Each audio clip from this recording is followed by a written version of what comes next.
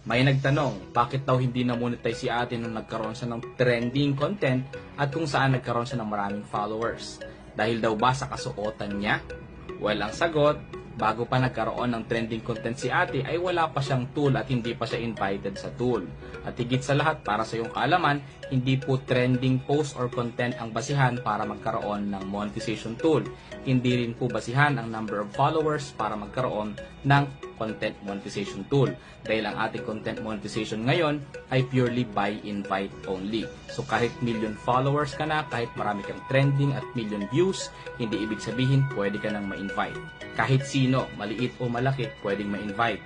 Yun nga lang, hindi natin alam kung kailan tayo ma-invite. Yun po ang disadvantage ng bagong content monetization dahil ito ay purely invite lamang. Ibig sabihin, wala itong manifestation, wala itong eligibility requirements na dapat abutin o punuin. So kayo guys, may trending sa wala, ang ating kapalaran ay base sa by invite only, meaning by chance only. Kaya si ate, swinerte po sa kanyang mga trending content, nagkaroon siya ng maraming followers. Yun nga lang, ang disadvantage,